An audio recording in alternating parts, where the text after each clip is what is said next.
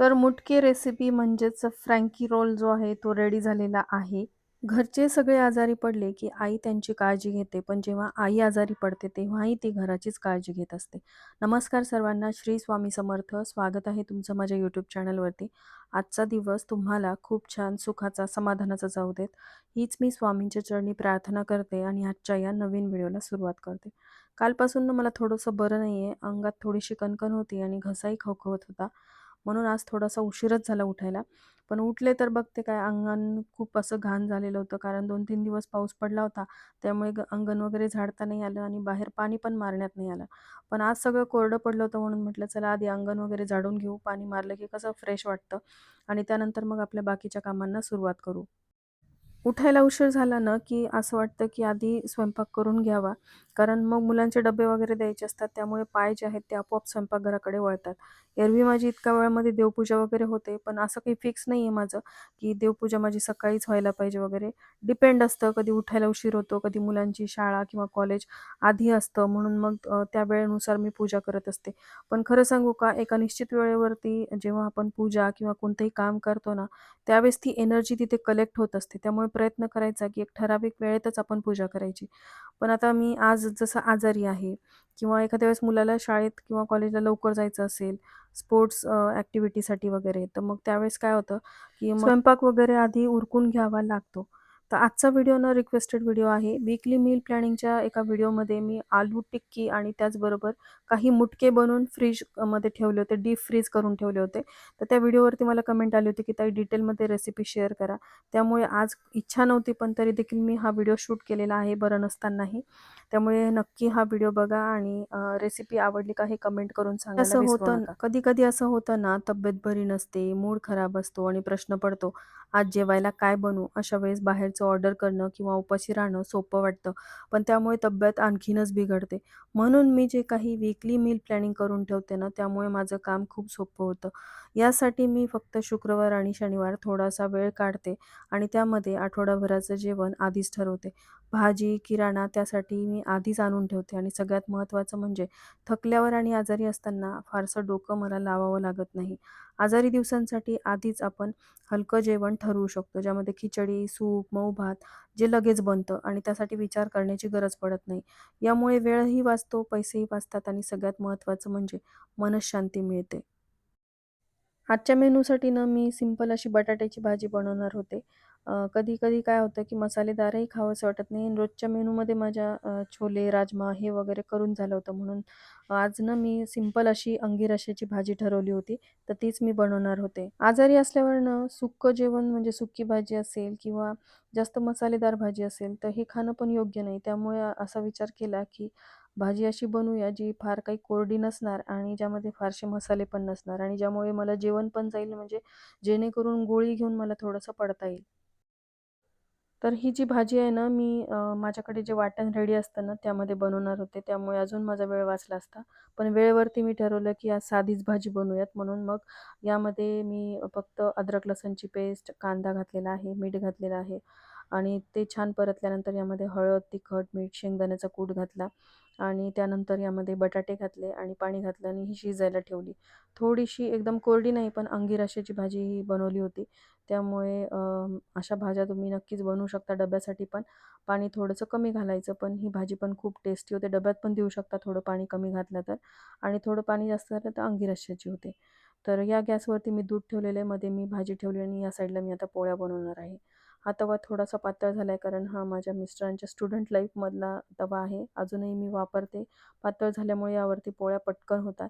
कारण ना या साईडचा गॅस ना खूप कमी येतो आणि 3 बर्नरचा गॅस कधीच घेऊ नका. कारण मधल्या गॅसला फ्लेम जी आहे ती जास्त येते आणि दोन्ही साईडला खूप कमी असते स्पीड. त्यामुळे जेवण बनवायला खूप वेळ लागतो. आता घेतल्यामुळं नंतर काहीच करू शकत नाही मी.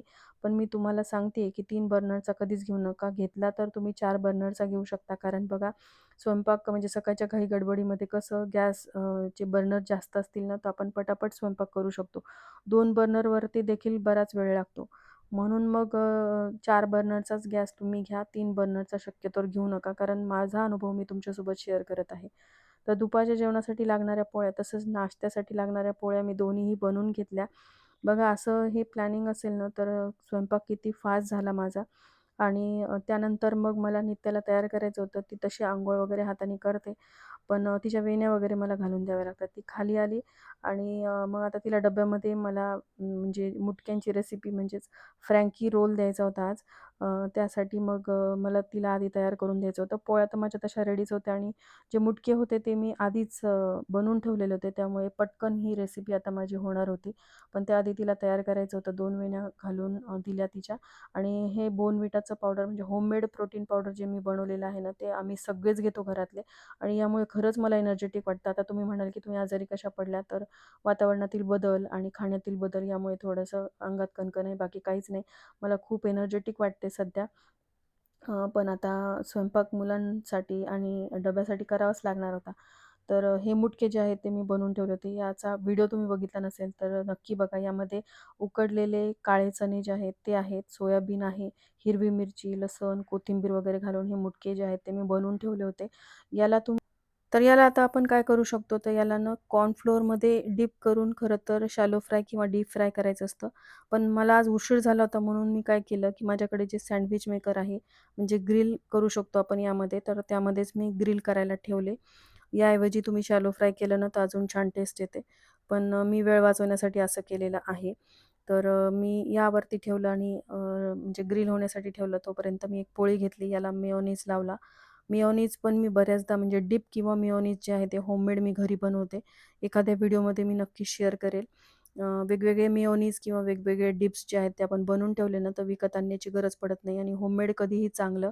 तर मेयोनीज मी स्प्रेड करून घेतलं. त्यानंतर यावरती आपल्याला त्या टिक्की ज्या आहेत किंवा ते जे मुटके आहेत ते ठेवायचे आहेत. तर आता डीप फ्राय केल्यानंतर ना त्याची खूप छान टेस्ट येते किंवा शॅलो फ्राय केल्यानंतर. पण मी याला फक्त ग्रिल करून घेतलेलं आहे. तरी पण छान लागत होते. असं नाही की बाबा काही टेस्ट नाही आली वगैरे. तर तेल थोडंसं कमी झालं होतं, तर मी परत वरून तेल घातलं आणि परत याला ग्रिल करण्यासाठी ठेवलं. तर हे खालून वरून दोन्हीकडून ग्रिल होतं. तर छान भाजल्या गेलेले आहेत आणि चणे कसे आधी शिजवलेले असतात. यामध्ये सोयाबीन आहे, त्यामुळे टेस्ट पण छान लागत होती. असं नाही की काहीतरी वेगळं वाटत होतं. छान लागत होते. तुम्ही नक्की ट्राय करून बघा. तुम्ही शॅलो फ्राय करा नक्की. कारण कॉर्नफ्लोअरमध्ये डिप करून जेव्हा आपण शॅलो फ्राय करतो किंवा ब्रेड क्रम्स लावून जर तुम्ही शॅलो फ्राय केले ना, तर अजून टेस्ट छान लागेल. तर हे जे मुटके आहेत ते मी यावरती ठेवलेले आहेत. आता यावरती ना तुम्ही हव्या त्या भाज्या पण घालू शकता. तर मी आधीच कट करून ठेवलेले पत्ताकोबी, सिमला मिरची, टोमॅटो आणि एक कांदा देखील मी यामध्ये घातलेला आहे. ते वरून मी टाकलेलं आहे. आणि त्यावरती ना थोडासा सॉस घालायचा आणि कोथिंबीर पण तुम्ही घालू शकता. सीझनिंग वेगवेगळे घालू शकता. चिली फ्लेक्स किंवा आपले ओरेगॅनो ते सगळं घालून मग यावरती तुम्ही टोमॅटो केचप टाकू शकता आणि मग त्याचा एक रोल करायचा आणि ते मुलांना तुम्ही डब्यात द्यायचं. आता हा रोल तयार केलेला आहे. आता याला परत भाजायचं का, तर तुम्ही परत याला भाजू शकता किंवा असंही देऊ शकता. पण मी भाजलेलं आहे. आता याच ग्रिलरमध्ये मी काय केलं, की हे मस्त मी ग्रिल करून घेतलेलं आहे. आता तुमच्याकडे असं ग्रिलर नसेल ना, तर तव्यावरती भाजायचं दोन्ही साईडनी आणि मस्त आपले मुटक्यांची रेसिपी किंवा हा जो फ्रँकी रोल आहे तो रेडी झालेला आहे. हाय प्रोटीन असा मुलांसाठीचा नाश्ता आहे.